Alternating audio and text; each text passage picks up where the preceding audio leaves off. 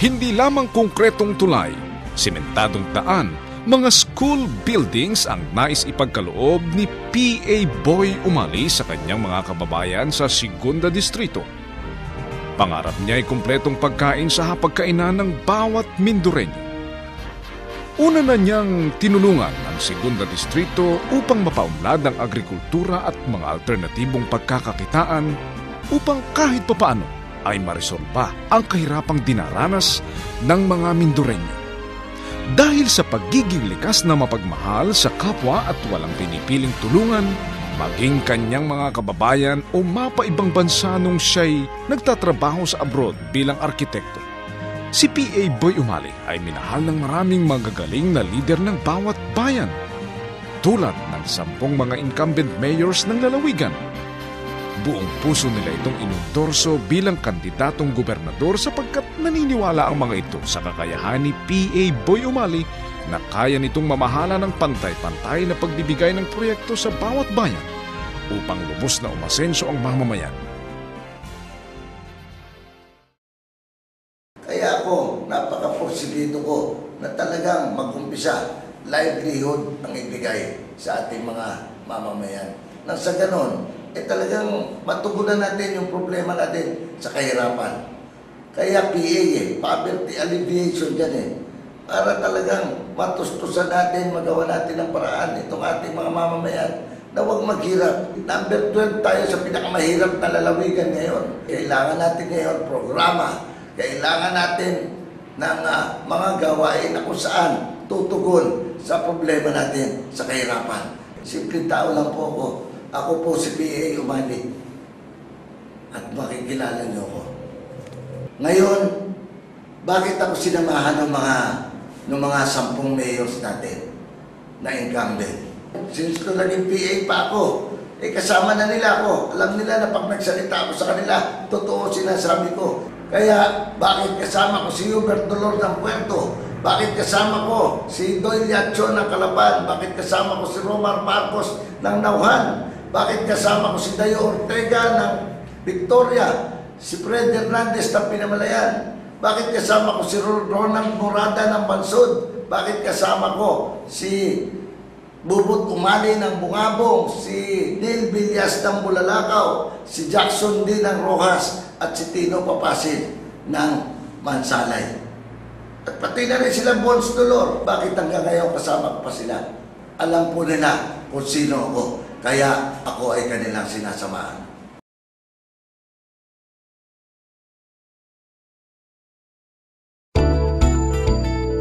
Ayon kay Mayor Fred Hernandez ng Bayan ng Pinamalayan at Pangulo ng Samahan ng mga Mayor sa Silangang Mindoro, alam nyo, kaya namin in-endorse si Congressman Umali bilang kandidato opisyal ng Liberal Party ay dahil sa nakikita po namin ang kanyang kakayanan para mamuno sa ating lalawigan. Sinuportahan niya po ang Bayan ng Pinamalayan sa pagsisemento ng mga kalsada, lalo tigit ng kalsada ng provincial government. Nagbigay siya sa akin ng 10 milyon para sa pagpapagawa ng farm-to-market roads. At yung pong binigay din po niya 3 milyon noong isang taon doon po sa pagpapagawa ng kalsada, provincial road po ito going sa lumang bayan.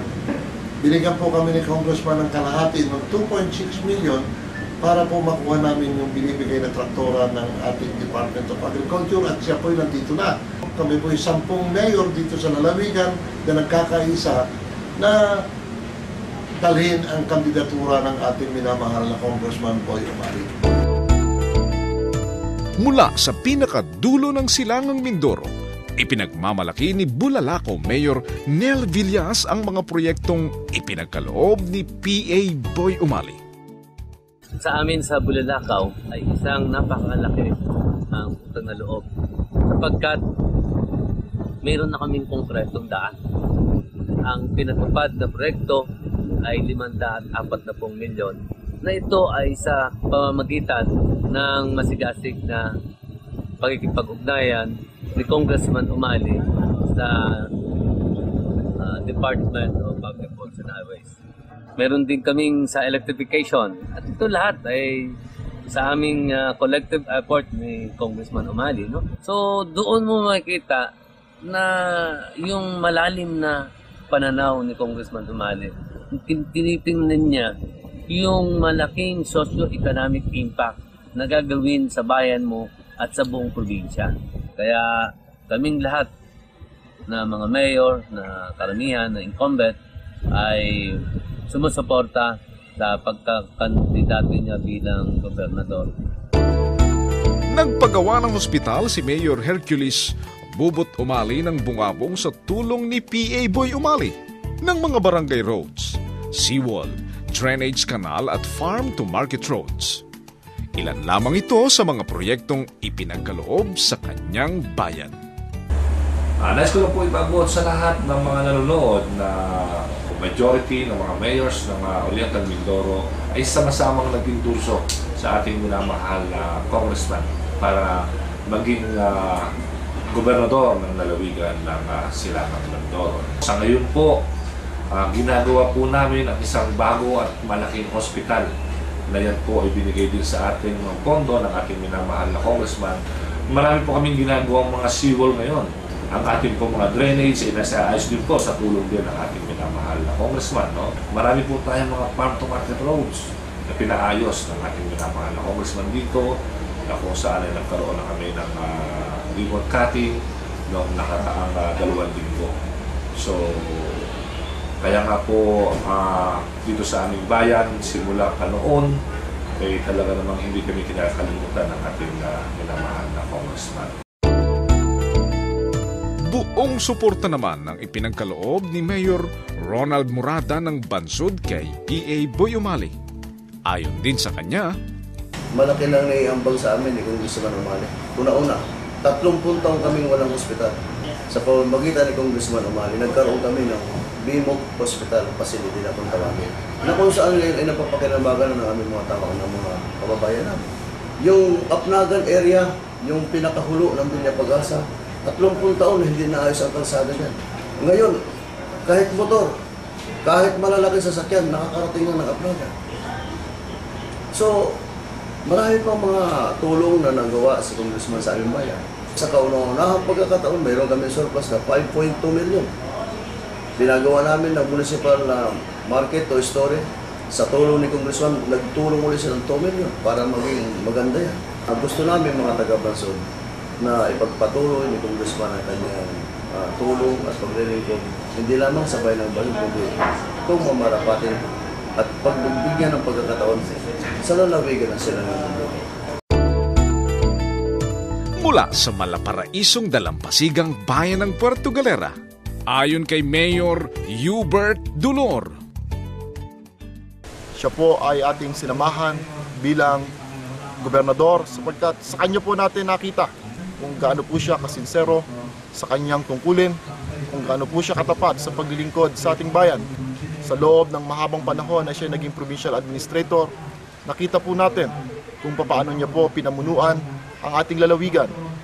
Nung siya po ay naging congressman ng 2nd distrito, nakita po natin kung anong mga kaunlaran ang kanyang naiambag sa 2nd distrito. Minarapat po natin tayo isumama sa kanya sapagkat higit sa lahat, siya po ay isang totoong tao, may paninindigan at may higit na pagmamahal para sa ating bayan.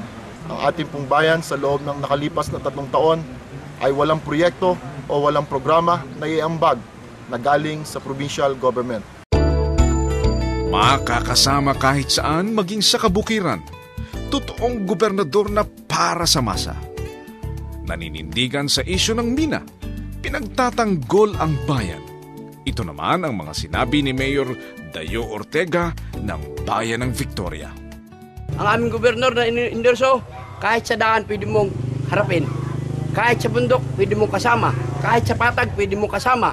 Kahit sa bayan pwede mong kasama. Kahit sa city pwede mong kasama. Yan po ang katangian ng aming gustong gobernador. Tandaan ninyo, ang pagsuporta namin sa aming gobernador, hindi basta-basta. Totoo. Pag nanindigan ay totoo, tunay. Kasama po namin yan at kabalikat namin ang pag-ayaw sa mina. Totoo po yan pag nagsalita. Kaya ngayon, yung mga punong bayan na nag-endorso kay Umali ay totoong yung ayaw sa mina. Kasama namin na ayaw sa mina. Mula sa hindi mapipigilang pag-unlad ng lungsod at respetadong lider ng syudad, totoo ang mga sinasabi, tunay na kumakalinga sa probinsya, di matatawarang kakayahan at may maayos na pamumuno. Mga kababayan, atin pong pakinggan si Mayor Doy Liachon ng lungsod ng Calapan. Tayo po ay personal na nag-iendorso sa ating kandidato para gobernador na si Congressman P.A. Umali. Alam niyo yun, yung sa puso mo dapat totoo lagi ang sinasabi, no? Malapit sa tao, at pag sinabi oo kung oo, hindi kung hindi.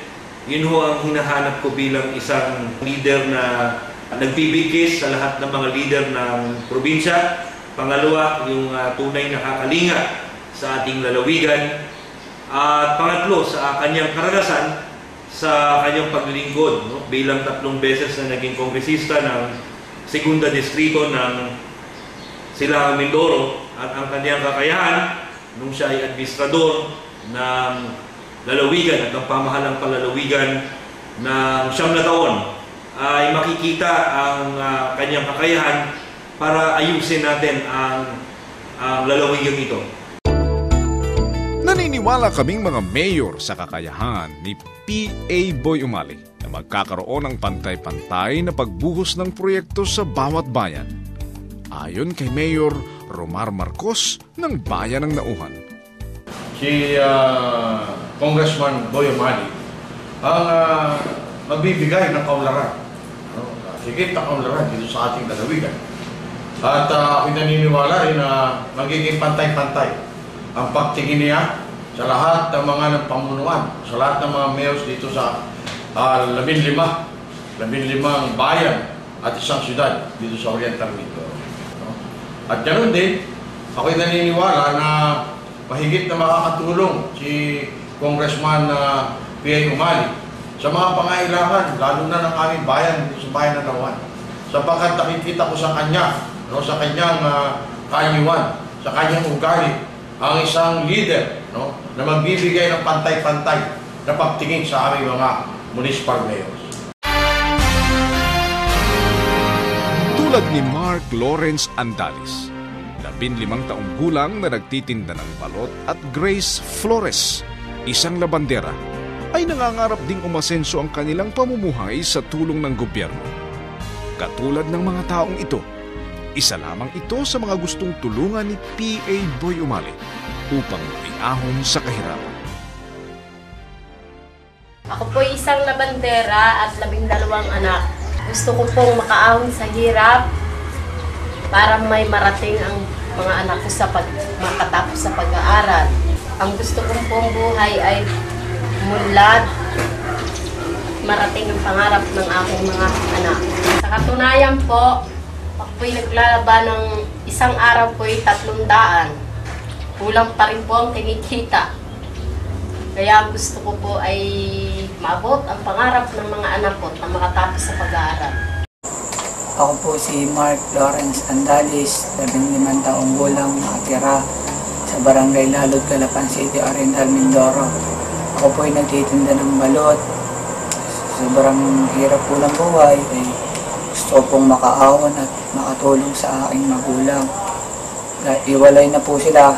Sa ngayon po, sa lola ako nakatira na wala pong trabaho, kundi ako lang po ang bumubuhay. Ang gusto ko lang naman po ay makatulong sa kanila para po ngayon pong matanda na sila ay sana po ay tulungan niyo naman po ako. Ako po ay nangangarap na sana po ay matupad ang aking mga pangarap.